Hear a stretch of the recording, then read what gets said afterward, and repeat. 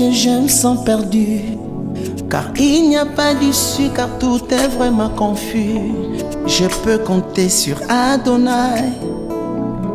J'ai mis ma foi en toi, Adonai. Malgré les pressions, malgré les oppositions, malgré des limites, malgré tout ce que je vois, je peux compter sur Adonai. Je mets ma foi en toi, Adonai. Même si rien ne va plus et que je me sens perdu, car il n'y a pas d'issue, car tout est vraiment confus. Je mets ma foi en toi, Jésus. Je peux compter sur toi, Jésus. Malgré les pressions, malgré les oppositions, malgré des limites, malgré tout ce que je vis, je peux compter sur Adonai. Je mets ma foi en toi, Adonai. Adonai, j'y arriverai. Quoi qu'il arrive, j'y arriverai. Oui, j'en suis sûr, j'y arriverai. Mon Adonai, j'y arriverai. Adonai, j'y arriverai. Quoi qu'il arrive, j'y arriverai. Oui, j'en suis sûr, j'y arriverai. Mon Adonai, j'y arriverai.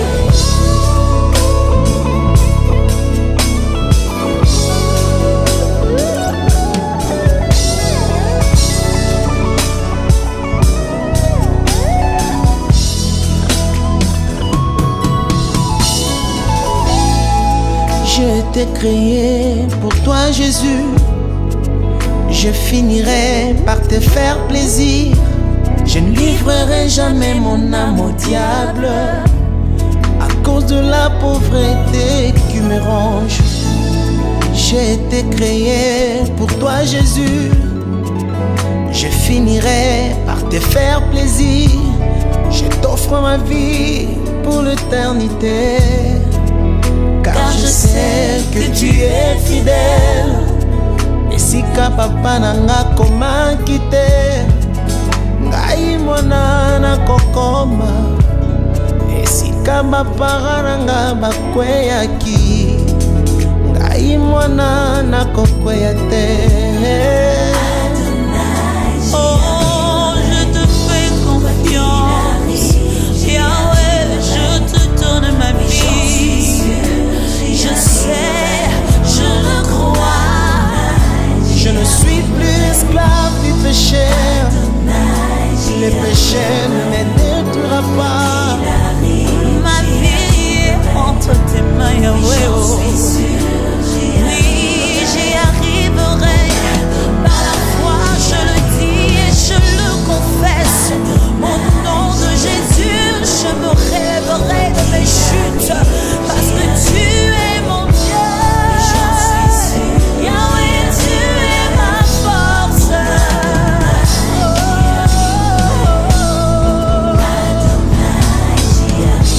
Et Kosimba kaka, Ebenezer. Oh Yahweh,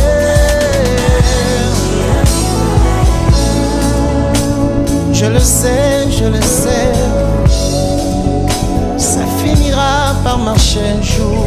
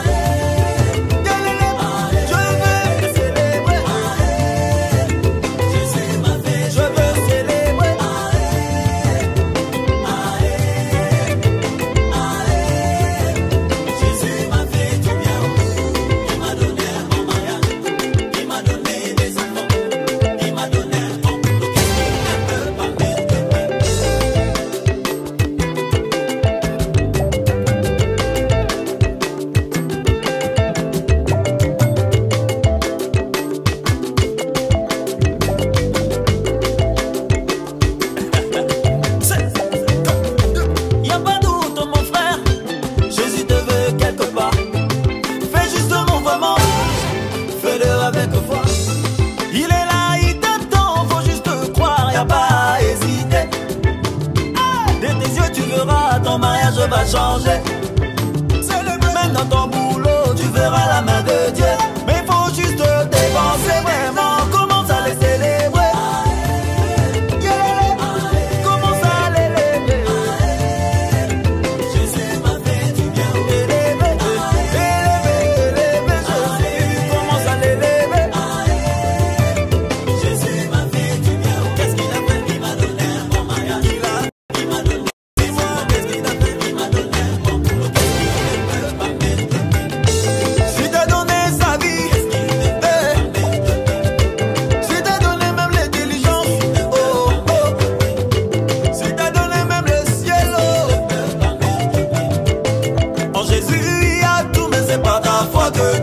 Posséder. C'est bon. Et mon frère, si tu te mets à regarder celui qui est à côté de toi, je viens te rappeler que quand tu as passé des durs moments, il n'était pas là. Maintenant que le ciel est ouvert, mets-toi à danser, à célébrer, question de saisir tout ce qui a été tracé et destiné pour ta vie. Célèbre le Seigneur, alléluia.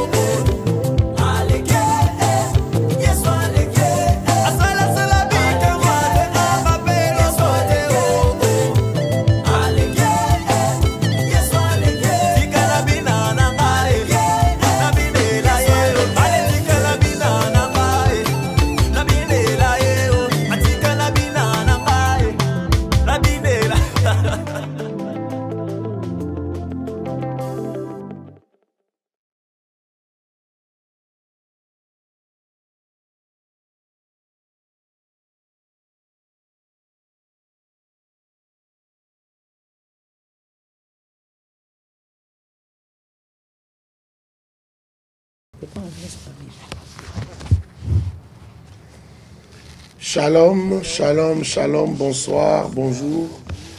Ça dépend du lieu où vous vous trouvez. Que Dieu vous bénisse abondamment. Nous sommes heureux d'être avec vous ce soir pour partager avec vous ces moments de sagesse et de décret. Que Dieu vous bénisse abondamment. Hier, nous étions en train de parler des relations. Aujourd'hui encore, nous parlons des relations. Que Dieu vous bénisse abondamment. Alors, ce soir, nous parlerons de la fidélité à autrui. Nous sommes toujours en train de parler des relations. Et là, nous parlons de la fidélité à autrui. Beaucoup de gens, surtout nous les francophones africains, nous oublions ou nous ignorons que la fidélité, la loyauté, se paye. Et l'infidélité et la déloyauté se payent aussi cash. Et ce sont des principes importants dans les relations, des principes qui déterminent parfois même la longévité de la vie, la longévité du succès et beaucoup d'autres choses. Je ne suis pas seul, je suis avec pasteur Joël. Bonsoir, pasteur. Bonsoir.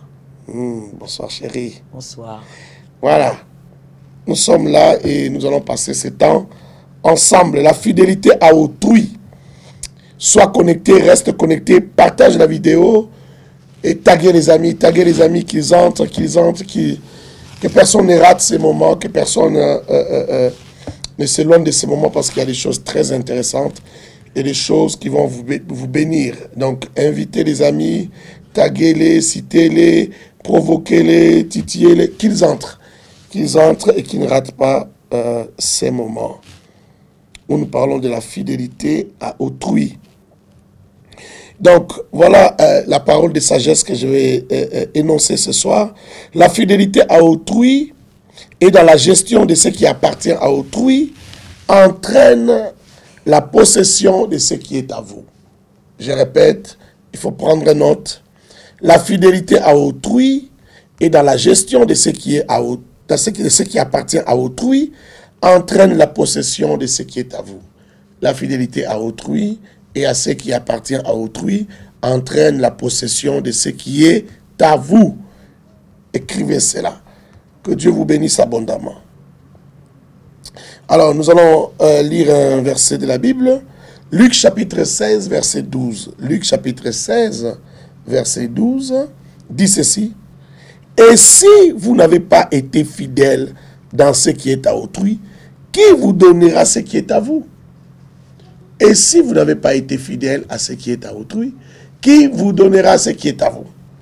Donc, en d'autres mots, souvent, dans la plupart des cas, ça se passe comme ça, même parfois quand on est distrait, on n'a pas fait attention. Avant que Dieu ne vous donne ce qui est à vous, pour que vous puissiez gérer, avant que Dieu nous fasse confiance, il vous confie d'abord ce qui est à autrui. Il vous confie l'honneur d'un homme qu'il faut préserver, l'honneur d'un homme qu'il faut garder, l'honneur d'une femme qu'il faut préserver, les affaires d'une femme, d'un homme qu'il faut garder, qu'il faut bien gérer. Mais si vous n'avez pas été fidèle, la Bible dit, qui vous donnera ce qui est à vous? Oh, Dieu, je l'ai dit ici, ne marche avec personne s'il ne l'a pas testé. Tout passe par des tests. Tout passe par des tests. Il y a des tests pour tout. Vous voulez marcher avec Dieu, il y a des tests pour marcher avec Dieu. Bien-aimés, appelez les amis, que les amis se connectent. Continuez à partager, continuez à taguer, continuez à partager. Nous voulons être à plusieurs à suivre ces moments, cet enseignement, ces moments de sagesse et de décret. Il faut rester jusqu'à la fin pour participer à des moments de décret et décréter avec nous. Donc, si vous n'avez pas été fidèle à ce qui est à vous, qui vous donnera ce qui est à vous? Beaucoup de gens ignorent la fidélité. Le manque de fidélité va aussi toucher à la faveur de Dieu sur votre vie. Parce que quand vous n'avez pas été fidèle à un homme, Dieu aussi se pose la question s'il doit être fidèle à vous. Rappelez-vous de ces passages de la Bible où Jésus donne une parabole. Il parle de cet homme à qui on a remis une grosse dette. Il avait une grosse dette. Le patron l'a pardonné et lui a dit, bon, tu paieras plus tard, n'importe quand tu trouveras. Et lui va trouver celui qui avait une petite dette qui lui devait juste un peu d'argent. Il l'a attrapé au cou, voulait l'étrangler. Tu vas me donner mon argent aujourd'hui. Pardon, non, il n'y a pas de pardon. Lui, vous ne voulez pas pardonner. Pourtant, c'était une petite dette. Vous voyez? Vous voyez? C'est la même chose avec la fidélité et la loyauté. Dans les relations, nous avons des relations. Dans les relations que nous avons avec les gens, avec les mentors, avec les pères, les relations avec les boss, les patrons, avec ton DG, les relations avec celui qui t'encadre, qui t'apprend un métier. Tu es un commettant ou un apprenti. On t'apprend un métier. Comment gérer ce genre de relations? Il faut la loyauté et il faut la fidélité. Le même verset dans la version Parole vivante dit ceci. Et si on ne peut pas vous faire confiance pour les richesses qui ne sont pas à vous, si on ne sait pas vous faire confiance pour des richesses qui ne sont pas à vous, qui vous confiera ce qui est à vous? Si on ne peut pas vous faire confiance pour des richesses qui ne sont pas à vous, qui vous confiera ce qui est à vous? Donc vous devez comprendre que c'est très important. La fidélité et la loyauté. Élisée a servi Élie. Élisée a servi Élie. Géasi aussi a servi Élisée. Mais les récompenses n'ont pas été les mêmes. Parce qu'ils n'ont pas servi de la même manière. Élisée a été fidèle à Élie. Élisée a été loyal à Élie. Mais Géasi n'a pas été fidèle à Élisée. Et les résultats ont été catastrophiques. Géasi a même attrapé la lèpre. Simplement parce qu'il n'était pas fidèle, il n'était pas loyal. On ne peut pas devenir maître sans avoir été serviteur ou disciple de quelqu'un d'autre. Vous ne pouvez pas devenir un bon maître si vous n'avez pas été fidèle et vous n'avez pas été disciple ou serviteur de quelqu'un d'autre. Josué a d'abord été serviteur de Moïse. Et Josué a été un bon serviteur à côté de Moïse. Jusqu'à la mort de Moïse, jusqu'à ce que Moïse est mort. Quand vous lisez Josué chapitre 1, on présente Josué comme serviteur de Moïse. On ne le présente pas comme serviteur de Dieu. On dit Moïse, on dit Josué, serviteur de Moïse. Et pourtant, il a déjà les bâtons de commandement entre ses mains. Mais on l'appelle encore serviteur de Moïse. Donc, je disais que Élisée a d'abord été serviteur de Moïse avant d'être leader à la tête d'Israël. Ne peut bien diriger que celui qui a été bien dirigé. Ça encore, c'est un autre secret très important. Tu veux bien diriger, fais-toi d'abord exécutant. Fais-toi d'abord celui qui se soumet, celui qui obéit aux ordres et qui les fait bien et correctement. Tu pourrais être un bon dirigeant parce que tu connais la souffrance, tu connais les difficultés de ceux qui exécutent, de ceux qui obéissent aux ordres. Tu pourras mieux le comprendre et mieux le diriger lorsque toi tu vas prendre les commandements. Votre attachement et fermeté dans la manière de gérer ce qui est à autrui vous permettra d'accéder à ce qui est à vous et à votre destinée. Lorsque vous servez quelqu'un, vous travaillez pour quelqu'un, vous gérez le bien d'autrui, votre fermeté dans la manière de le faire, votre sévérité, votre sérieux, ça détermine votre destinée. Ça détermine ce que vous allez vivre. Ça détermine ce que vous aurez. Ce que vous allez gérer pour votre propre compte. C'est un mystère. Et ça reste comme ça. C'est un mystère qui fonctionne dans le monde physique comme dans le monde spirituel. Il faut comprendre ça, c'est un mystère. Ce ne sont pas des choses en l'air que nous disons. C'est un mystère. Et ça marche comme ça. Tu n'as pas été fidèle. Toi aussi, on te sera infidèle par ceux que toi, tu vas diriger. Ce n'est que les disciples les plus attachés qui peuvent hériter de la grâce du Maître. Ce n'est que les disciples les plus attachés qui peuvent hériter de la grâce du Maître. Même quand vous êtes à l'église, vous servez un prophète.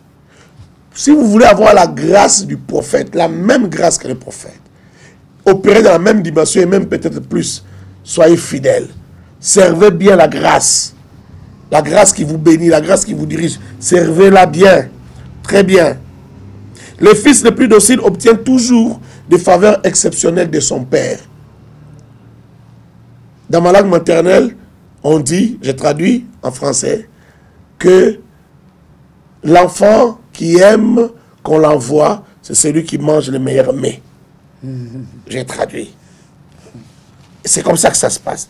Il y a des hommes qui sont des provisions pour la destinée de plusieurs. Vous savez, Dieu a établi certaines personnes comme des provisions pour plusieurs personnes. C'est-à-dire quand Dieu veut bénir un groupe de gens, Dieu veut bénir une nation, Dieu veut bénir une famille, il soulève ou il élève une seule personne. Il bénit une seule personne. Il sait que cette personne sera la provision pour les autres. Dieu va atteindre les autres par cette personne-là. Alors ce genre de personnes qui sont des provisions pour les autres, ce sont des gens à servir. Il faut servir de tels hommes. Parce que si tu sers bien un tel homme ou une telle femme, cette même grâce descendra dans ta vie. Tu deviendras aussi une provision pour plusieurs. Tu deviendras aussi une provision pour des nations, pour des peuples. Donc, il est important de partager les peines de ce genre de personnes. Des personnes provisions. Il est important de partager leurs peines. Lorsque tu partages les peines de ton père, de ta mère, les peines de ton boss, tu partages ses soucis. C'est comme si la chose t'appartenait. Tu partages les soucis de ton boss, de ton mentor, de celui qui t'apprend un métier. Lorsque tu entres dans ce qui les préoccupe, tu partages ses peines. De manière mystérieuse, la grâce, les talents, la touche qu'il a, se transfèrent vers toi. Tu deviendras meilleur comme lui. Donc, il est important de partager les peines. Parce que quand tu partages sa souffrance, vos esprits sont connectés. Il y a une connexion d'esprit. Alors, il faut partager les peines de ce genre de personnes, les souffrances. Bref, leur fardeau. Partage les fardeaux de la personne qui te fait travailler, de celui qui travaille avec toi ou pour qui tu travailles. Partage ces fardeaux. C'est très important. C'est ça la loyauté même. L'esprit de la loyauté et de la fidélité. Ça fait partie des relations. Il y a des relations que Dieu t'a envoyées dans la vie, que tu as négligées, que tu as mal gérées, parce que tu regardais les petits salaires d'aujourd'hui. Pardon, lorsque tu travailles pour quelqu'un, il n'y a pas que des salaires qui comptent. Ta fidélité compte beaucoup. Ta manière de travailler compte beaucoup. Il n'y a pas que les salaires physiques. Il y a un autre salaire qui est transféré de manière spirituelle. C'est le transfert de talents, le transfert de grâce, le transfert de faveurs, d'opportunités. Ça se transfère aussi par rapport à l'attachement, à la fidélité que vous avez. Il faut comprendre ces mystères-là. Beaucoup de gens ont brisé les grâces, les faveurs que Dieu leur avait faites, des passes en or que Dieu leur avait fait, au travers des relations, ce genre de relations, inférieures au supérieur, supérieur à l'inférieur. C'est très important de comprendre cela. Donc Josué devrait rester avec Moïse à la montagne pendant 40 jours et 40 nuits, sans demander des explications. Quand vous lisez dans Exode chapitre 24, Exode 24, vous lisez du verset 12 au verset 18, vous verrez que Dieu parle à Moïse. Il dit à Moïse, monte ici, viens sur la montagne. J'ai déjà écrit des tablettes, j'ai écrit la loi sur les tablettes. Viens, je vais te les donner pour que tu ailles enseigner au peuple. Il fait monter donc Moïse. Mais Moïse laisse Our et Aaron pour conduire le peuple, diriger le peuple. Il monte avec Moïse, avec Josué, le jeune Josué. Lorsqu'il monte avec Josué, il est serviteur de Moïse. Ce n'est pas lui qui va causer avec Dieu, mais c'est son assistant, il doit rester là. Imaginez-vous. Et ils sont couverts par une nuée de gloire. Le peuple qui est loin voit cela comme du feu dévorant, comme des flammes embrasées. Ils sont dans ces feux-là. Ils sont dans la gloire de Dieu, couverts par la nuée. Et pendant qu'ils sont là, ils font d'abord 7 jours sans que Dieu ne parle. Ils sont juste restés dans la présence de Dieu. Ah, maman, là, il y a une parenthèse importante. Parfois, quand on cherche Dieu, il faut être patient. Parce qu'avant que Dieu ne vienne te parler, il faut d'abord que tu te sanctifies encore. Que sa présence te sanctifie. Que sa présence te purifie. Amen. Que la gloire de Dieu, la présence de Dieu prenne toute la place. Amen. Que tu disparaisses. C'est seulement après ça qu'il vient parler. C'est le 7e jour qu'il vient parler. Malgré qu'il parle le 7e jour, ils ne descendent pas de la montagne. Ils restent là 40 jours et 40 nuits. La Bible ne dit pas qu'est-ce qu'ils ont mangé, comment ils ont fait. Parce qu'il n'y avait pas de la nourriture humaine ici, au sommet de la montagne avec Dieu. Mais ils sont restés, ils n'ont pas eu faim. Je crois que la présence de Dieu avait ôté la faim dans leur système de fonctionnement, dans leur physiologie. Ils sont restés là pendant 40 jours et 40 nuits. Et Josué devait rester là, attendre. Toi, tu ne supportes même pas un peu. Seulement qu'on te dise, il dort, attends. Tu ne supportes pas qu'on te dise, il arrive, attends. Quand tu attends pendant 1 heure, tu commences à parler, tu commences à jaser, tu commences à pécher. Parce que tu ne sais pas c'est quoi servir. C'est dans ces mystères-là, parce qu'il y a beaucoup de souffrance à servir un homme. Hein. Exactement. Il y a beaucoup de souffrance à servir un homme. Et c'est cette souffrance-là est payée, est remboursée, a une rémunération, a une récompense. Il faut comprendre ces choses-là. Donc, votre maître peut ne pas répondre aux critères des genres d'hommes que vous préférez. Mais sachez bien que si c'est lui que Dieu vous a donné, si c'est lui que Dieu vous a choisi, vous devez vous attacher à lui. Et lui servir avec fidélité et fermeté. Restez ferme dans vos pas. Restez ferme dans vos bottes. N'allez ni à gauche ni à droite. Servez-le avec fermeté. Et soyez fidèles. Élie n'avait rien d'impressionnant physiquement. Les historiens qui ont étudié la vie d'Élie d'Élie, les prophètes, on dit qu'il n'avait rien. Même quand vous lisez les textes bibliques, il n'avait rien d'impressionnant physiquement. Ni même matériellement. Il n'avait pas du matériel. Mais la force du ministère d'Élisée dépendait de son attachement et de sa fidélité à Élie. Il faut faire attention. Il y a des gens qui ne respectent les autres que quand ils voient l'argent. Il y en a qui respectent les autres que quand ils voient l'accompagnement, l'apparence. Hein? L'apparence des richesses, la gloire, le succès.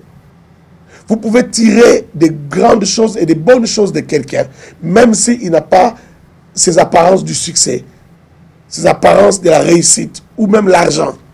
Même s'il n'a pas ça, vous pouvez tirer quelque chose de bon chez lui. Amen. Et vous pouvez améliorer ce que vous avez tiré là-bas. Ça ne lui a peut-être pas donné de richesse, mais vous pouvez prendre cela avec d'autres leçons de la vie et tirer des richesses de la grâce que vous avez tirée de quelqu'un ou que vous avez profité dans la vie de quelqu'un. Donc comprenez ces choses-là, c'est très, très, très, très, très important. Il y a plusieurs types de relations. Mais aujourd'hui, nous parlons de comment servir l'autre, la fidélité à autrui, la fidélité à ce qui est à autrui. Partager, partager, je ne vois pas les gens entrer, je ne vois pas les gens s'ajouter, je vous demande de partager. Invitez les amis à nous rejoindre. À nous rejoindre.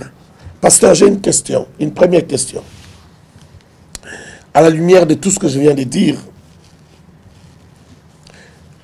j'ai une question. Je signale déjà que dans ce livre-ci, Une vie d'impact par la sagesse divine, j'ai aussi parlé des relations et de beaucoup d'autres choses. Je parle de la sagesse en général et une sagesse qui peut donner de l'impact dans la vie. Donc, si vous pouvez vous procurer ces livres-là, ça serait une bonne chose. Alors, pasteur, voilà la question que j'ai, ma chérie à moi.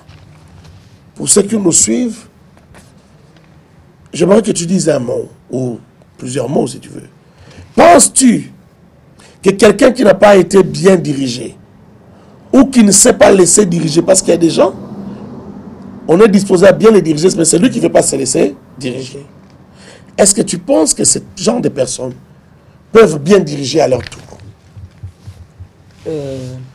Je ne pense pas, parce que je crois qu'il y a quelque chose que nous oublions très souvent, c'est que on ne peut pas devenir ce qu'on n'a pas vu être. Il est important de voir être ou de voir devenir pour soi-même devenir. C'est comme ça que Dieu peut envoyer Josué auprès de Moïse. C'est comme ça que Dieu peut envoyer, comme tu l'as dit, Élisée auprès d'Élie. Il ne s'agissait pas seulement d'être là pour attendre un moment mystique et avoir l'onction, mais il s'agissait de voir faire pour devenir. Il y a toujours un homme qui est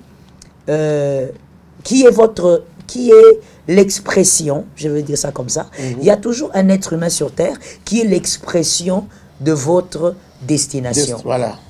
Il y a toujours un homme, une femme, quand vous regardez la personne, vous êtes en train de voir votre destination terrestre. Yes. Vous êtes en train de voir ce que vous devez devenir demain. Mais cette personne-là l'est déjà. Oui. Et c'est le système de Dieu. Pourquoi? Premièrement, c'est pour nous apprendre, nous, enfants de Dieu, à vivre dans l'humilité. Oh, je veux que quelqu'un m'écrive humilité. Que tu l'écrives et que cela t'aide aussi à vivre et à le pratiquer. L'humilité. Ça nous apprend à vivre dans l'humilité. Que de savoir que ce que vous voulez devenir n'est pas nouveau. Ouais. Il est peut-être particulier, parce que je sais que nous, les hommes de Dieu, on vous a quand même bourré avec les enseignements en disant que vous êtes unique. C'est vrai, vous êtes particulier, mais ce que vous devez devenir a déjà existé. Yes. A déjà existé, mais dans une autre forme. Amen. Parce que Dieu n'est pas un Dieu de monotonie, et donc ça a déjà existé, mais dans une autre forme. Profond. Donc c'est pour vous dire que vous devez simplement découvrir la personne qui est déjà arrivée à votre destination. Là où vous voulez aller. Et je veux dire plus que ça, comme je venais de le dire. Ce n'est pas que la personne est seulement arrivée à votre destination, mais la personne, sa vie est l'expression de votre destination. Yes. Et ça nous apprend de l'humilité. Ça nous apprend à aller vers les autres et à rester là, à apprendre d'eux. À reconnaître qu'on a des dons, on a des promesses, on a des grandes choses. Par exemple, rentrons dans la parole de Dieu. Soyons biblistes. Il y a Joseph. Joseph a commencé à faire des songes très tôt, alors qu'il était préadolescent. Il voyait des songes. Dieu lui parlait des choses vraies, qu'il allait être grand, grand au milieu de ses frères, grand au milieu, il faut le dire que quand on dit au milieu de ses frères, en réalité, on veut dire au milieu de tout un peuple, parce qu'il s'agissait de tout le peuple d'Israël. Il devait être grand aussi dans un pays étranger, et pas n'importe lequel, en Égypte, une très grande puissance de l'époque. Et donc, le pharaon ose dire que ce qui me sépare de toi, c'est le trône. En d'autres termes, le pharaon disait à Joseph, ce qui me sépare de toi, au fait de l'autorité, la différence qu'il y a entre ton autorité et mon autorité, c'est que moi j'ai un sang royal. Toi, tu n'as pas le sang égyptien, donc tu ne peux pas te mettre sur ma chaise. Donc c'était très fort, mais cet homme-là, ce grand Joseph, est passé par Potiphar. Oui. Est passé par le fameux Potiphar. Qui était un monsieur qui gérait bien ses choses, qui avait sa position. Mais Joseph était plus grand que Potiphar. Yes. Mais Dieu veut apprendre à Joseph l'humilité. Il n'est pas seulement question de bénir la maison de Potiphar, mais l'humilité. Nous devons savoir, et vraiment je prie que ça soit la compréhension de quelqu'un ce soir, de savoir qu'on ne peut pas arriver à sa destination sans servir celui qui est l'expression de votre destination. Yes. Vous devez servir quelqu'un. Vous devez servir quelqu'un. Voilà pourquoi Jésus lui-même, le grand Rabouni, le grand Rabbi, il a enseigné comme un grand psychologue, il a enseigné comme un grand pédagogue. Il va vers les disciples, il dit, il enlève les chaussures des disciples, il prend un linge et il lave les pieds des disciples. Qu'est-ce qu'il voulait enseigner? Qu'est-ce qu'il voulait enseigner? Apprenez à servir quelqu'un d'autre jusqu'à la position que les hommes peuvent trouver humiliante, mais c'est en ça que vous êtes grand. Amen. Parce que lui, le grand Rabouni, il a commencé à laver les pieds des disciples pour leur dire qu'il faut apprendre à reconnaître sa grandeur dans l'humilité. Amen. Celui qui sait qu'il est grand, c'est celui qui comprend qu'il doit être de plus en plus humble. Mais on n'est pas humble parce qu'on le dit. On n'est pas humble parce qu'on se met dans une chaise, dans une chaise à l'arrière de l'église. On n'est pas humble parce qu'on entre en dernier dans un métro. On est humble parce que on sert quelqu'un. Servir quelqu'un est vraiment un élément qui révèle l'humilité. Parce que comme tu l'as si bien dit, ce n'est pas facile de servir quelqu'un. On sert une personne qui a son cœur, qui a ses émotions, qui peut se réveiller, il n'est pas de bonne humeur et il déverse tout sur toi. Et des fois tu es perdu, tu ne sais pas ce que tu as fait, mais tout tombe sur toi, mais tu dois être fidèle. J'ai aimé ce que tu as dit. La fidélité, c'est l'attachement. Oui. La constance dans l'attachement. La fermeté. C'est simplement ça. La fermeté, la constance dans l'attachement. Tu décides de rester attaché à quelqu'un. Il y a des fois des choses qui me font rire. Quand il y a les enfants des dieux qui disent moi je n'arrive pas à être fidèle, je veux prier pour ça. Écoutez, monsieur, madame, mademoiselle, il y a des choses qui émanent de la décision. C'est comme ça qu'il y a des personnes qui ne sont pas chrétiennes, mais qui sont très fidèles. Qui sont très loyales, je veux dire aux autres. Je ne parle pas de Dieu, puisque ce sont des personnes non chrétiennes, mais elles sont loyales aux autres. Ça veut dire quand elles décident de rester avec un homme ou avec une femme dans une relation, elles restent loyales. Mais elle n'est pas chrétienne. Non. C'est pour vous dire que la loyauté est d'abord une question de décision. La loyauté, n'invitez pas le diable. La déloyauté, n'invitez pas le diable dedans. La déloyauté, n'invitez pas d'abord le diable dedans. Il s'agit d'abord de décision. Quand vous refusez de vivre comme un homme, une femme déloyale, eh bien vous vivrez dans la loyauté. C'est d'abord une décision. Et le Saint-Esprit, évidemment, comme je vous le dis, puisque vous servez un humain imparfait, vous servez quelqu'un, comme j'aime le dire, un vase de terre, donc c'est un vase. C'est vrai, c'est-à-dire ce vase, comme tu l'as si bien dit, vous aiguise par rapport à votre profession ou par rapport à vos talents potentiels, mais c'est un vase de terre, c'est-à-dire il y a la terre. C'est-à-dire qu'il y a la poussière, c'est-à-dire qu'il y a les imperfections. Il y a des fois des réactions que vous ne supportez pas, mais toutes ces choses, justement, vous apprennent l'humilité. On ne peut pas avoir un père spirituel, une mère spirituelle, on ne peut pas avoir un mentor dans une profession quelconque sans le servir. Il faut passer par le service. Il faut servir quelqu'un. Christ lui-même, en mourant sur la croix, c'était tout un service. Il a servi qui? Toi et moi. Tu ne peux pas arriver à ta destination sans avoir rencontré la personne qui est l'expression de ta destination et sans le servir. Tu dois servir. Magnifique, magnifique. Il faut servir quelqu'un. Il faut servir quelqu'un. Donc on n'y arrive pas sans avoir servi. Exactement. Sans avoir accepté d'être dirigé. Sans avoir accepté qu'on soit celui qui s'exécute à chaque fois que l'autre parle. Exactement. C'est ça qui va faire de vous un bon dirigeant demain. Amen. Voilà, deuxième question. Jusqu'à quel point il faut être loyal à un mentor, à un encadreur ou encore à un patron? Hein? Vous voyez cette relation, même à un père. Jusqu'à quel point il faut être loyal? Même à un père biologique? Oui, à quel point il faut être loyal. La question elle est très pertinente. Je ne sais pas si tu vois la pertinence. Je vois. Jusqu'à quel point il faut être loyal. Je vois. Et j'aimerais que l'on s'explique bien, que l'on se comprenne. La loyauté n'est pas simplement une question de bonnes relations, c'est-à-dire un élément qui vous permet d'entretenir les bonnes relations. Mais la loyauté est une sémence. Yes. Celui qui est loyal, on sera envers vous loyal. Et ce n'est pas une sémence qui s'arrête à vous. C'est une sémence qui descend sur vos enfants et les enfants de vos enfants. C'est-à-dire il y a des personnes qui seront loyaux envers vos enfants sans que cela ne soit cherché. Parce que vous avez sémé quelque chose. C'est pourquoi je viens dire, donc, je réponds à la question pour dire, il faut être loyal, quoi qu'il arrive. Maintenant, je veux créer une nuance. La loyauté, par exemple, envers un mentor, envers un père spirituel, ou encore envers un patron. Lorsque vous sentez, par exemple, que ces personnes-là, malheureusement, ça peut arriver, que ces personnes sont en train de s'éloigner du droit chemin. Que ce sont des personnes talentueuses, mais qui s'éloignent de Dieu, qui s'éloignent des préceptes du Seigneur. Écoutez, la loyauté n'est pas rester à 0 mètre de quelqu'un. La loyauté n'est pas synonyme de rester à 0 mètre de quelqu'un. La loyauté, c'est de rester attaché à une parole que vous avez dite. C'est-à-dire que vous ne pouvez pas faire du mal à telle personne parce que vous décidez d'être loyal.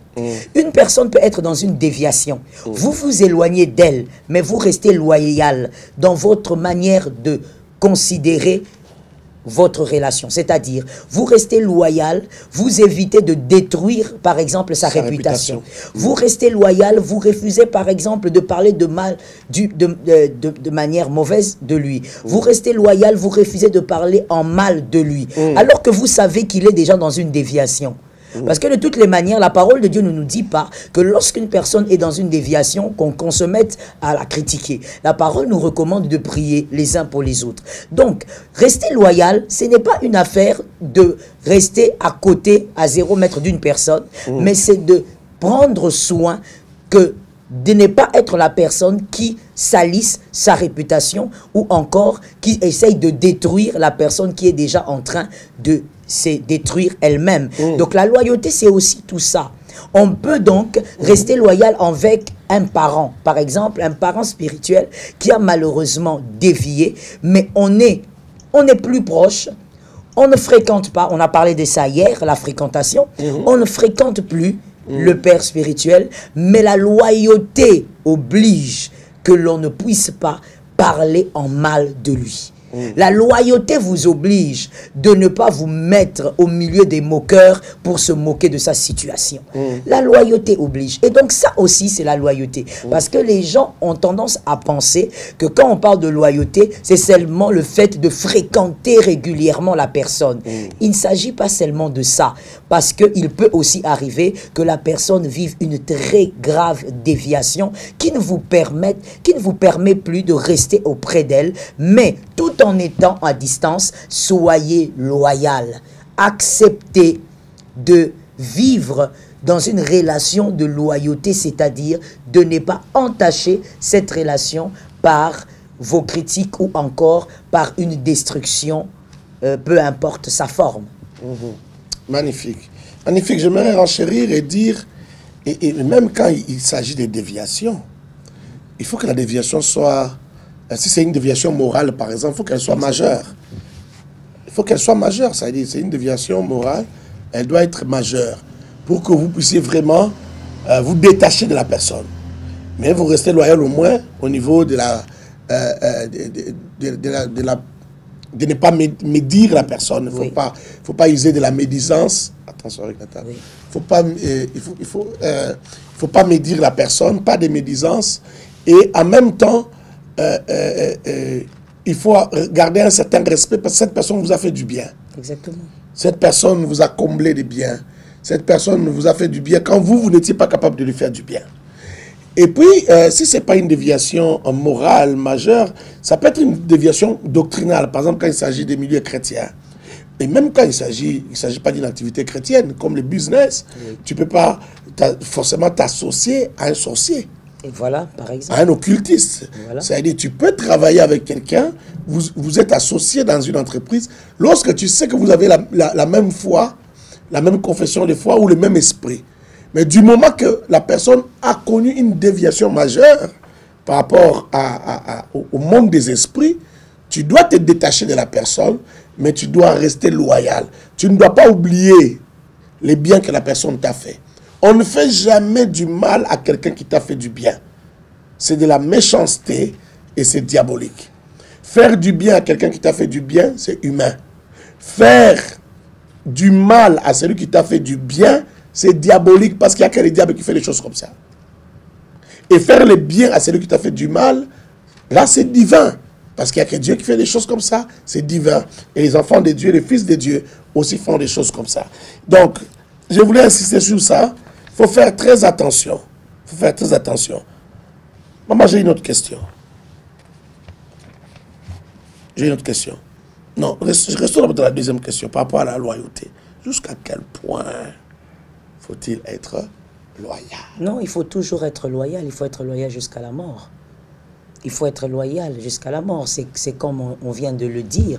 Et on a essayé de bien nuancer les choses. C'est-à-dire, tant que la personne reste dans le droit chemin avec le Seigneur Jésus-Christ, écoutez, il faut être loyal jusqu'à la mort. C'est-à-dire, vous décidez d'honorer une personne. En fait, c'est ça la loyauté. Vous décidez d'honorer la personne, vous décidez de ne pas trahir la personne, peu importe ses formes. Dans toutes ses formes, vous refusez de trahir.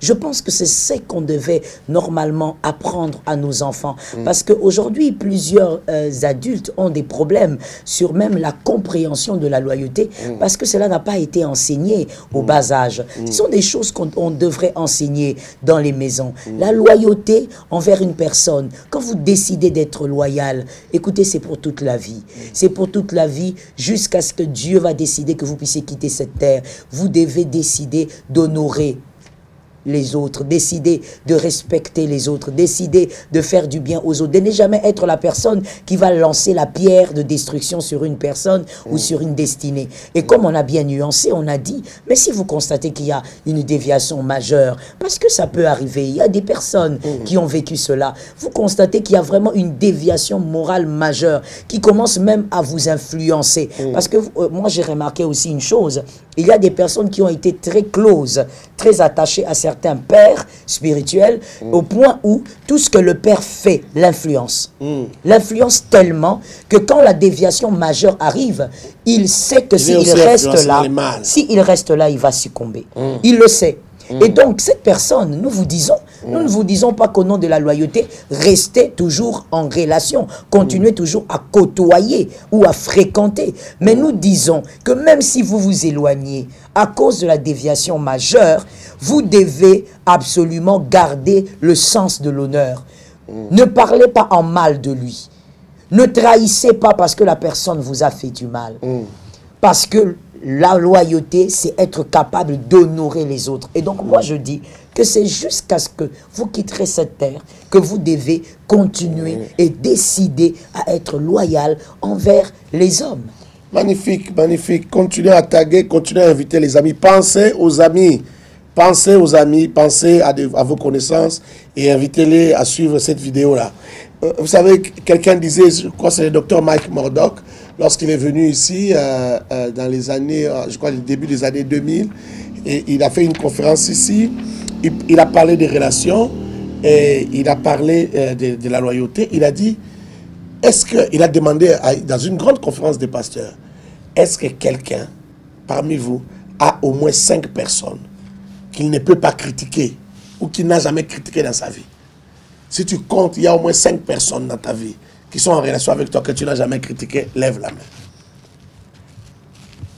Il s'est posé un grand problème. Parce que nous, les Congolais, les Africains, les francophones, on a un problème. C'est difficile de dire à un Africain, il faut jamais critiquer. Telle personne, tu ne dois jamais les critiquer. Ou tu ne dois jamais la critiquer. C'était un problème.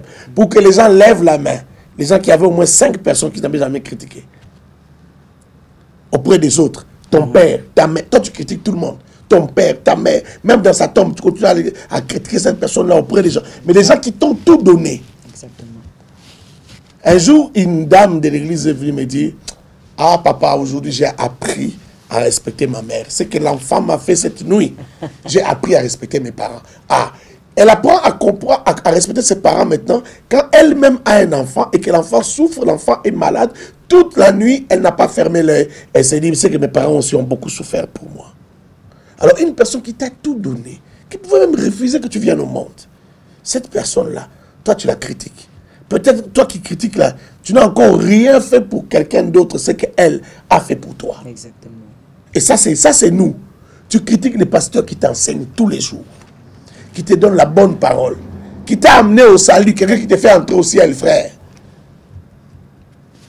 Ma soeur, quelqu'un qui te fait entrer au ciel, qui t'a tellement enseigné, qui t'a tellement éclairé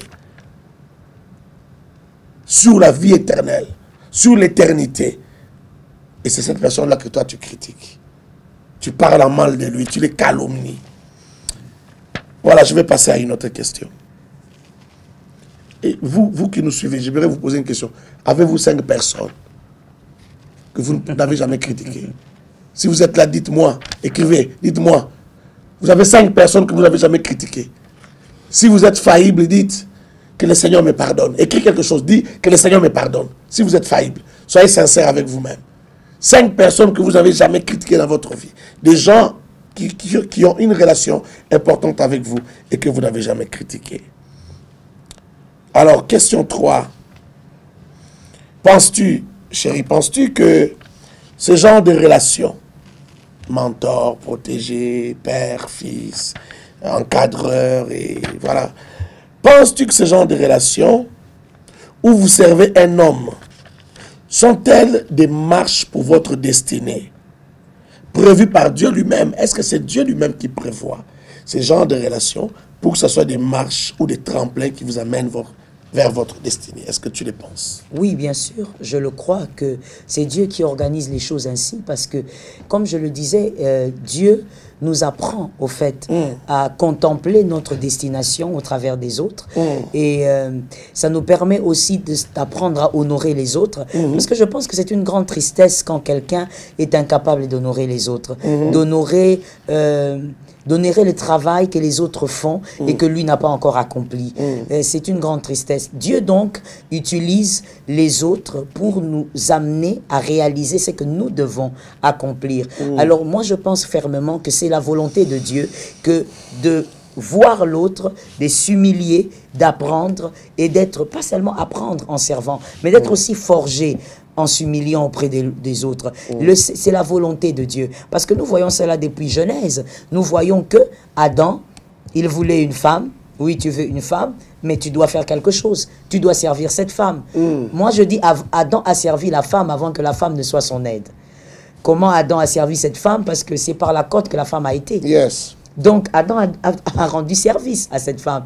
Donc, quand la femme est arrivée, la femme aussi est venue aussi avec une destinée de service. Dieu dit, tu seras son aide. C'est-à-dire, ils se sont servis mutuellement. Pourquoi? Parce que c'est la volonté de Dieu qu'en servant les uns pour les autres, que nous soyons aiguisés. Donc, il est important que d'être là de localiser par le Saint-Esprit, de discerner par le Saint-Esprit la personne que vous devez apprendre à servir. Apprendre à servir sans murmurer. Apprendre à servir sans vous plaindre. Quand ça ne va pas, priez le Seigneur, que le Seigneur vous soutienne dans ce service. Parce que n'oubliez pas que lorsque vous servez un homme, lorsque vous servez une femme, vous n'êtes pas seulement en train d'être équipé, aiguisé, mais vous êtes en train d'être façonné. Vous êtes en train d'apprendre les erreurs à ne jamais commettre dans votre propre vie pour avoir une autre vitesse. Donc vous ne devez pas oublier cela aussi, que lorsque Dieu donne une responsabilité à un homme, à une femme, d'aiguiser les autres, c'est-à-dire Dieu vous donne un mentor, Dieu vous donne un père spirituel, une mère, Dieu vous donne même pourquoi pas des parents biologiques que vous devez servir, Dieu vous donne un chef d'entreprise que vous devez servir, vous devez savoir que Dieu a accordé à cette personne-là une très grande charge. Parce que le précurseur commet très souvent des erreurs qui ne doivent pas lui enseigner lui, mais qui doivent enseigner ceux qui suivent. Yes. Et donc, ceux qui suivent le précurseur vont remarquer le précurseur en train de commettre des erreurs. Mais si vous êtes moins intelligent, permettez-moi le terme, ou si vous n'êtes pas bien enseigné, vous direz comment est-ce que notre leader commet autant d'erreurs. Si j'étais à sa place, je n'aurais pas commis ces erreurs. Fait mieux. Mais le Seigneur permet que le précurseur commette des erreurs pour vous. C'est pour que vous ne puissiez pas commettre les mêmes erreurs. La plupart des erreurs que les précurseurs commettent, ce n'est pas d'abord pour eux, mais c'est pour ceux qui suivent, afin que vous, à votre tour, vous puissiez sauter, que vous puissiez traverser le pont sans commettre les mêmes erreurs. Donc, vous êtes bénis si vous pouvez servir quelqu'un, observer la personne, voir ses erreurs, apprendre de ses erreurs pour ne pas faire les mêmes choses. Alors, je dis, c'est la volonté de Dieu. Nous avons vu le témoin de Genèse, c'est-à-dire Adam et Ève. Nous voyons encore dans Genèse Joseph et Potiphar. J'ai donné cet exemple, il devait servir. Nous voyons encore le grand David, le grand roi, parmi les grands prophètes que j'aime dans la parole de Dieu, qui inspire et qui enseigne beaucoup de choses. Nous avons vu cet homme servir et servir encore. Cet homme a servi, oh Dieu, Dieu est terrible. Cet homme a amené David même jusqu'à servir les animaux. Il n'est pas seulement allé servir Saül après, il a d'abord servi les animaux. Alors que ses frères faisaient des prouesses dans l'armée, lui était derrière les bêtes, derrière les brebis. Et à un moment, Dieu lui dit, David, tu es tellement grand que tu ne vas pas te limiter à servir les animaux. Tu as servi les animaux, c'était la première étape. Maintenant, tu vas servir Saül. Saül, un rejeté de Dieu. Saül, celui que Dieu a rejeté. Saül, celui qui n'a plus l'onction sur sa tête. David savait qu'il avait l'onction, mais Dieu soumet David à une épreuve d'humilité. Et regardez que David, toute sa vie, il a commis ses erreurs. Mais David, pendant tout son règne, il a été parmi les rois les plus humbles.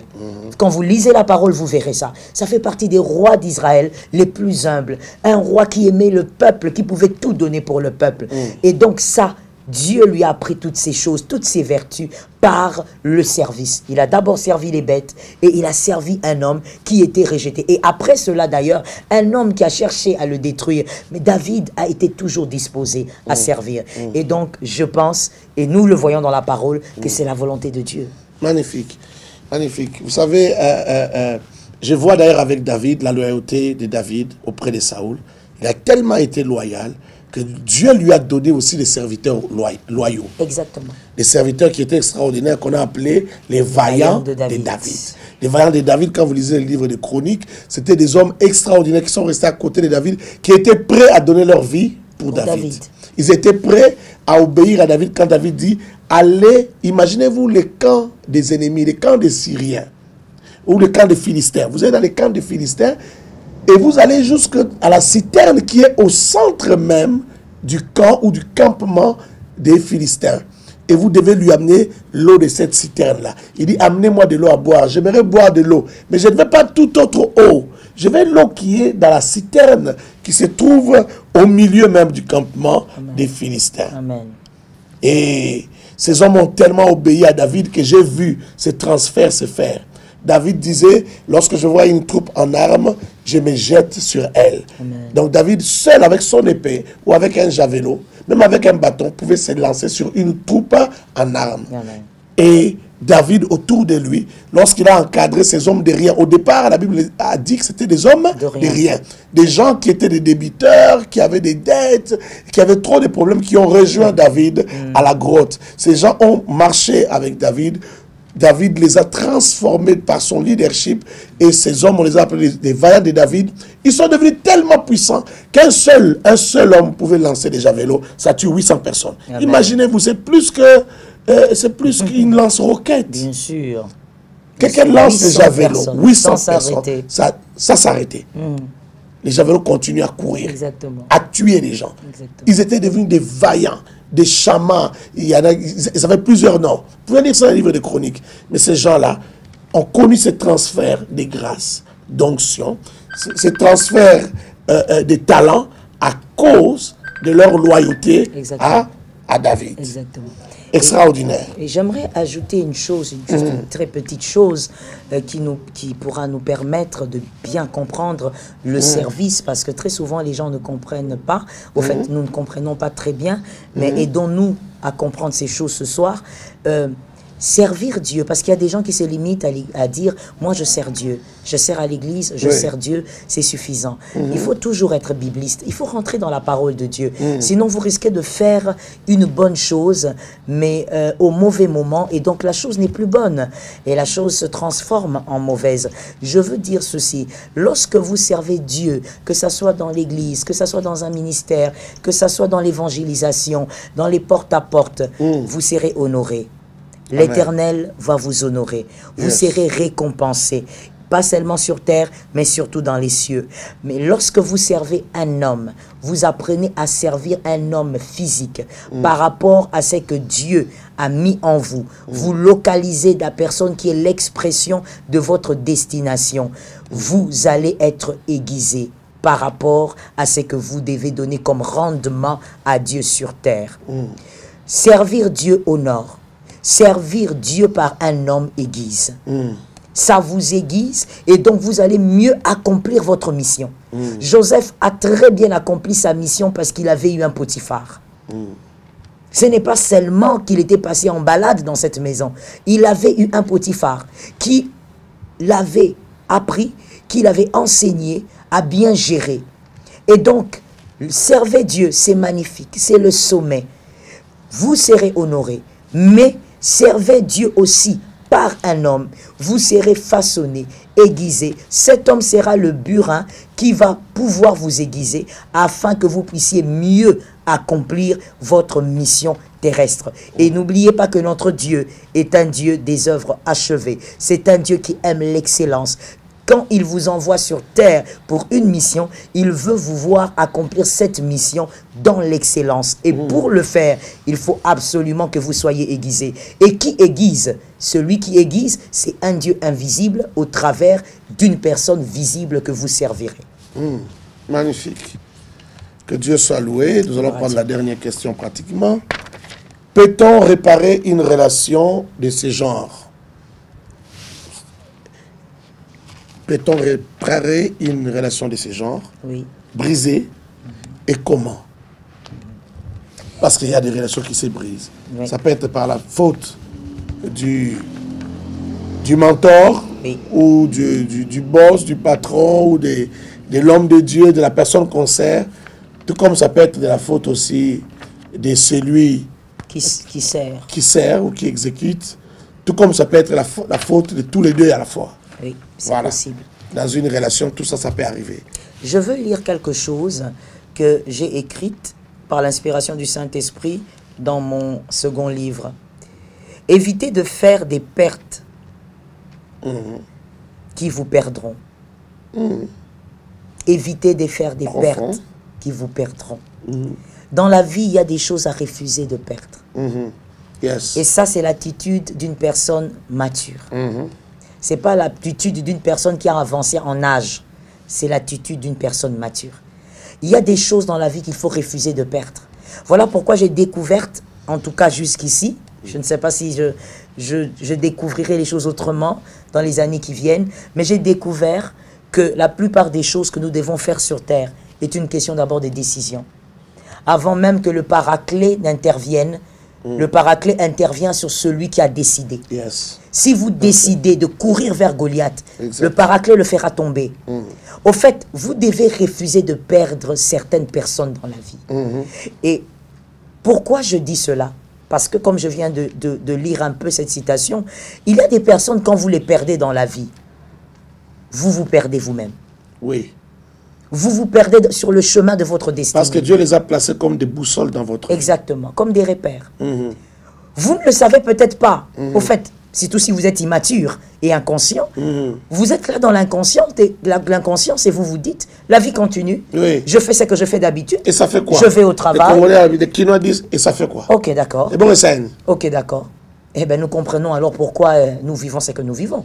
C'est-à-dire que vous vous dites, je vais au travail comme d'habitude, j'étudie comme d'habitude, j'ai des résultats que je recherche, et vous croyez que votre vie continue.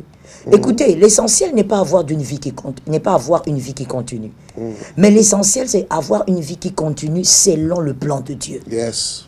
Vous pouvez avoir une vie qui continue, vous vous réveillez chaque matin, mais vous vous êtes déjà perdu sur le chemin de votre destinée. Parce qu'il y a des personnes à ne pas perdre. Et quand vous sentez que vous commencez à les perdre, voilà pourquoi moi je dis que servir un homme, c'est la volonté de Dieu et c'est dans la parole de Dieu. Ça nous apprend l'humilité. Quand vous sentez que vous commencez à perdre certains hommes, refusez de les perdre. Par l'humilité, reconstruisez cette relation. Yeah. Restaurez cette relation. Et généralement, pour restaurer une relation, il faut beaucoup d'humilité. Oui. Refusez d'écouter ce que le diable vous chuchote. Quand le diable vous dit, de toutes les manières, qu'est-ce qu'il pense? Il pense que ta vie dépend de lui. Oh, écoutez, nous sommes interconnectés. Lorsque nous vivons sur terre, nous sommes interconnectés avec certaines personnes. Il n'est pas possible de s'épanouir sans Élisabeth. Marie, tu portes le Messie, mais Élisabeth doit porter l'annonciateur du Messie. Le Messie doit être baptisé par Jean-Baptiste. Et donc, Élisabeth est importante dans la vie de Marie. Marie ne peut pas dire, non, je m'en fous. C'est moi qui porte le Messie de toutes les manières. Donc, même si Élisabeth, de toutes les manières, cette vieille-là, même si je ne la rencontre pas, c'est pas grave. Non, Élisabeth porte celui qui doit baptiser le Messie. Jésus lui-même a dit à Jean-Baptiste, arrête, laisse les choses se faire. Les choses doivent se faire ainsi. C'est-à-dire que vous êtes interconnecté avec certaines personnes que vous ne devez jamais perdre. Quand vous sentez qu'il y a une relation précieuse, que vous commencez à perdre, que vous commencez à voir partir, ça vous file entre les doigts. Écoutez, tuez votre orgueil. C'est aussi un exercice d'humilité. Tuez votre orgueil. Et battez-vous pour restaurer cette relation. Battez-vous pour restaurer cette affaire. Ne laissez pas une relation se détruire par votre faute. Et même quand vous sentez, parce que vous savez, n'oublions pas, nous sommes dans un cadre chrétien, il y a aussi le diable qui ne nous aime pas. Il y a aussi le diable qui nous combat tous les jours. Donc vous pouvez être dans une relation où vous vous comportez bien, parce que vous servez quelqu'un, la personne aussi que vous servez se comporte bien, mais le diable est jaloux de cette relation. Le diable sent que si ça continue ainsi, vous serez le tueur de Goliath parce que vous êtes en train d'être aiguisé. Et le diable donc veut briser cette relation. Et il va entrer par tous les moyens. Sachez aussi voir le diable derrière les hommes. Ne voyez pas que la méchanceté des hommes, n'indexez pas que les hommes, voyez aussi le diable derrière les hommes. Apprenez à dire non, ça ce n'est pas normal. Cet homme, cette femme, c'est l'homme de ma destinée, c'est la femme de ma destinée. Le diable veut nous détruire et donc il faut réparation et réparer. Je crois à une chose, je ne sais pas ce que tu en penses, mais moi je crois à une chose. Oui. En matière de réparation dans des relations qui sont brisées, des relations importantes, je crois que celui qui va négocier la réparation est la plus mature. Je le pense aussi. C'est la personne la plus mature qui va. Même si c'est l'inférieur qui va vers le supérieur, c'est que vous qui êtes inférieur, vous êtes mature. Vous avez compris quelque chose. Vous avez compris qu'il y a des choses à ne pas perdre. Alors, tuez l'orgueil. Ne laissez pas le diable vous voler une chose importante. C'est quand même pire quand c'est le supérieur qui vient, pendant que l'inférieur ne pense même pas faire les pas. C'est pire pour cette personne. Hein. Oui, oui. L'inférieur, c'est pire parce que ça dénote quand même de trop d'orgueil. Oui, moi je pense que ça dénote de l'orgueil, mais ça dénote aussi de l'immaturité. Très souvent, c'est vraiment beaucoup d'immaturité. On se dit, je suis dans mon coin, c'est moi qui le sers. C'est d'ailleurs lui qui va... C'est lui qu'on a fait du mal. C'est lui qui va manquer, c'est lui qui va perdre. C'est de l'immaturité, c'est de ne pas connaître sa propre destinée. Quand on sait à quoi on a été appelé, moi je prends l'exemple de Jonathan, c'est un homme extraordinaire. Vraiment, je pense qu'il sera au ciel. Et s'il est au ciel... le jour qu'on ira au ciel, je chercherai Jonathan. Parce que j'aimerais comprendre le mystère fils de Saül. C'est un homme mystérieux. J'aimerais comprendre le mystère, la façon de comprendre de cet homme. C'est-à-dire, c'est un homme qui comprend tellement où Dieu l'emmène. Il comprend aussi tellement la destinée de David qu'il comprend que malgré qu'il a le sang royal, c'est pas lui qui sera roi. Et non seulement il le comprend, mais il a sens David. Il dit, c'est toi que Dieu a choisi. Je crois en toi. C'est-à-dire que vous devez être capable, dans cette affaire de relation, de vivre dans la maturité. Voilà pourquoi lorsqu'on se met à genoux dans la haute présence du Christ, écoutez, s'il vous plaît, il y a des moments, arrêtons un peu de demander le matériel. De toutes les manières, Dieu sait que vous en avez besoin. Arrêtons un peu d'être à genoux et de dire, Seigneur, donne-moi de l'argent, donne-moi de l'argent. Demandons certaines choses qui peuvent aiguiser notre destinée. Des fois, mettons-nous à genoux et disons, Seigneur, donne-moi le discernement. Aide-moi à ne pas perdre les personnes clés de ma vie. Aide-moi à ne pas vivre dans l'orgueil jusqu'au point de ne pas comprendre que je dois réparer certaines choses. Et donc, ne soyez pas dans l'immaturité, mais comprenez que c'est important de préserver certaines relations, non seulement à cause de votre destinée, mais aussi à cause de votre destination. Que Dieu soit loué, que Dieu soit béni. Amen. Et j'espère que vous avez assez partagé aux amis, vous avez vraiment partagé, que vous allez continuer à partager, à inviter les amis à suivre cette vidéo. C'est très important. Les gens commettent beaucoup d'erreurs par rapport à ce que nous sommes en train de dire ici. Il faut que les gens soient enseignés, il faut partager cela. Il faut vraiment partager, il faut taguer les amis, il faut les rechercher, il faut leur envoyer la vidéo, c'est très important. Et j'ai aimé ceux qui ont dit, Seigneur, pardonne-moi, parce qu'ils reconnaissent qu'ils n'ont pas 5 personnes qui n'ont pas critiqué. Que Dieu vous bénisse, vous qui avez reconnu, et que Dieu bénisse aussi, j'ai vu, je crois, une seule personne ou deux qui ont dit qu'eux, ils ont des 5 personnes qui n'ont pas critiqué. Que Dieu vous bénisse aussi, vous êtes exceptionnels. Que Dieu vous bénisse abondamment, continuez ainsi, c'est une très bonne chose. Nous voulons passer au décret. Pasteur Joël va nous conduire par rapport au décret. Il va nous donner des requêtes par rapport au décret. Et nous allons décréter ce soir, avant de terminer. Et pendant que nous serons en train de décréter, sois capable de dire Amen, sois capable de faire des déclarations, sois capable d'écrire même ces déclarations que tu fais, sois capable de dire je reçois, et sois capable aussi de l'écrire, sois capable de dire je décrète et tu l'écris aussi. Et soit que ça chauffe là où tu es, parle, ne joue pas avec ces moments de décret, c'est un moment important. Voilà, pasteur. Nous allons commencer par notre premier décret. Écoute, bien-aimé, être un Élysée sans reconnaître son Élie est une perte. Vous perdez du temps et vous risquez de perdre même votre destinée. C'est-à-dire, si vous êtes appelé à être Élysée, vous devez d'abord localiser votre Élie. C'est lui qui vous accordera le manteau et celui qui vous donnera l'aiguisement nécessaire. Nous allons décréter que l'Éternel nous accorde le discernement, que Dieu vous révèle vers qui vous devez aller pour servir, quel homme vous devez servir, quelle femme vous devez servir pour l'aiguisement de vos potentiels, de vos dons et de tout ce que Dieu a mis en vous. Alors nous décrétons au nom de Jésus que Dieu nous accorde le discernement. Écris que Dieu m'accorde le discernement. Écris que Dieu t'accorde le discernement. Et commence à les décréter, prophétise-le au nom de Jésus. Les dieux de révélation, les dieux puissants, les dieux qui parlent, les dieux qui se révèlent, les dieux qui accordent la révélation afin que le peuple marche avec frein.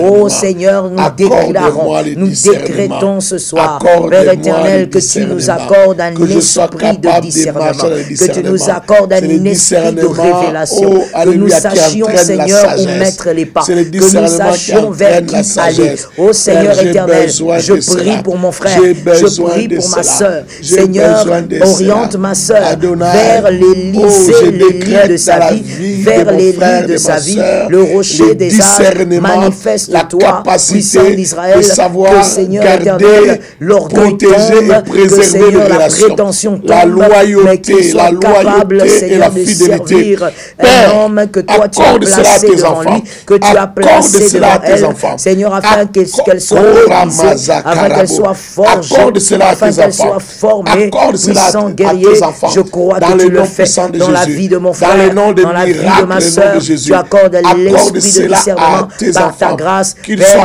nous capables, refusons, oh Dieu, Seigneur, de marcher que dans le nous puissions discernement, vivre dans, de Seigneur, marcher dans les le ténèbres, discernement vivre et dans de le savoir flou, vivre dans les protéger les relations. obscurités. Nous Dans le voulons, nom de Seigneur, Jésus, être éclairés, je être décrète cela. illuminés Dans par le ta nom de parole, Jésus, par ta je révélation. décrète cela. Puissant guerrier, Père, merci soutiens le mon Dieu de frère, miracles. soutiens ma Merci soeur, le Dieu puissant.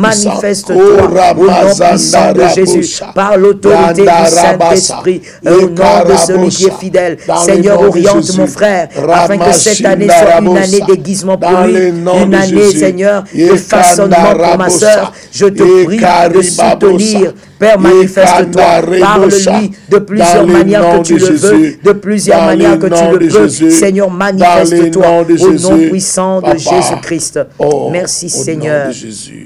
Le second décret, nous allons décréter au nom de Jésus. N'oublie pas que quand tu parles, ce sont des paroles que tu fais enregistrer dans le registre du temps, que tu imposes à la terre, que tu imposes à la nature. Et les quatre vents vont t'obéir car tu es créé à l'image de Dieu. La nature est à ton service. Nous allons décréter que nous sommes des personnes fidèles, des personnes loyales. Nous refusons la déloyauté. Nous ne sommes pas de la race du diable. Nous ne sommes pas fils du diable. Nous sommes de la race de celui qui est ressuscité aujourd'hui. Nous sommes de la race de celui qui est vivant pour l'éternité. Il a été loyal, fidèle jusqu'à la mort. Et donc, il a reçu le nom au-dessus de tout nom. Nous prophétisons et décrétons que nous sommes des personnes fidèles par la puissance du Saint-Esprit. Rebo Shakaya, par la puissance de Jésus, je déclare au nom de Jésus, je prophétise, je suis une personne loyale. Ô Père, je déclare et prophétise que Seigneur, c'est que tu désires pour ma vie et une vie de fidélité, une vie de loyauté. Père incomparable, que je sois capable de nourrir toutes les personnes que tu me donnes, que je sois capable de respecter, ô Père éternel, de préserver la réputation de toutes les personnes que tu me donnes. Le rocher véritable, je déclare au nom de Jésus, je prophétise au nom de Jésus, aucune sémence de déloyauté ne va germer en moi, au nom de Jésus, aucune sémence de déloyauté ne va germer dans mon âme. Je confesse et je déclare au nom de Jésus que toute forme de sémence négative se détruit maintenant et tout de suite au nom puissant de Jésus. Je décrète aujourd'hui que la grâce de Dieu fait de moi une femme loyale, une femme fidèle au nom de Jésus, capable de servir, capable de m'humilier, de servir les autres au nom puissant de Jésus. Père éternel, ô Seigneur, soutiens mon âme, manifeste-toi, agis Seigneur sur moi, puissant guerrier, je viens m'élever contre toute forme de sémence, de déloyauté au nom puissant de Jésus. Père, que cette grâce tombe sur mes enfants, que cette grâce tombe sur leur vie, que cette grâce tombe sur leur avenir au nom de Jésus, que cette grâce se manifeste Seigneur sur eux par l'autorité du nom de Jésus. Que vous puissiez vivre la récompense de ces choses. Manifeste grâce au nom de Jésus. Que cela soit merci votre Saint-Esprit pour la grâce. Que cela soit votre partage. Dans le nom de Jésus. Merci Jésus. Pendant que nous étions en train de décréter, le Saint-Esprit m'a communiqué une pensée. Il nous demande de décréter que nous refusons la sémence de la déloyauté. Parce que des fois, le diable vient ensémencer certaines personnes pour que vous puissiez perdre votre héritage, pour que vous puissiez perdre des hommes repères de la destinée, pour que vous puissiez perdre des relations cruciales pour votre destinée. Le serpent aussi passe par là. Le serpent aussi éjecte sa semence. Mais nous allons déclarer que toute sémence des déloyautés éjectée par le serpent n'aura pas d'effet sur nous et sur notre descendance. prophétises et tu peux même écrire, ça n'aura pas d'effet sur ma descendance. Ça n'aura pas d'effet sur ma descendance. Yes. Nous le décrétons au nom de Jésus. Par le nom puissant de Jésus, je me lève contre toute sémence. Par le nom puissant de Jésus, je me lève contre toute force qui veut s'élever pour imposer la déloyauté dans ma vie, dans mes enfants. Je m'élève et je déclare l'échec au nom de Jésus de Nazareth. Je refuse que cette sémence prenne forme, que cette sémence germe. Je refuse cela au nom puissant de Jésus. Je déclare que tout ce que le serpent aura éjecté dans la vie de mes enfants, dans ma propre vie, pour créer la déloyauté, je détruis cette sémence. Je détruis au nom de Jésus. Que toi-même aussi tu le dises là où tu es. Au nom de Jésus. Il n'y aura pas de sémence de déloyauté. Je détruis cela. Je détruis cela par le feu de l'esprit. Par le feu de cette sémence négative dans ma vie. Au nom de Jésus. Lorsqu'il viendra pour s'aimer ces choses, il trouvera la gloire de Dieu qui me sécurise, qui sécurise mes enfants, qui sécurise ma famille. Au nom de Jésus, je viens au nom puissant de Jésus neutraliser tout ce qu'il a programmé pour imposer la déloyauté. Que la loyauté vous paye, il ne perdra que la loyauté pas, vous amène il n'agira pas, il a déjà perdu, il a déjà échoué, il sera incapable d'atteindre ma vie, d'atteindre ma famille, d'atteindre mes enfants. Il ne me volera pas mon héritage, il ne me volera pas ma part, il ne me volera pas mon bien. Au nom de Jésus de Nazareth, ce qui vient de Dieu m'a été donné et je le garde par le Saint-Esprit. Que Dieu vous restaure, que Dieu insiste sur votre cœur, qu'il vous donne un cœur droit, que le serpent n'aura pas de place.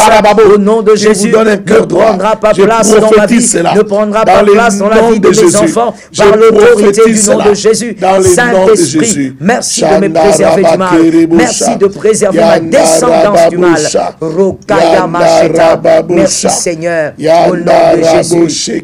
Merci Seigneur. Voici la dernière phrase que tu auras à écrire et que tu auras à décréter.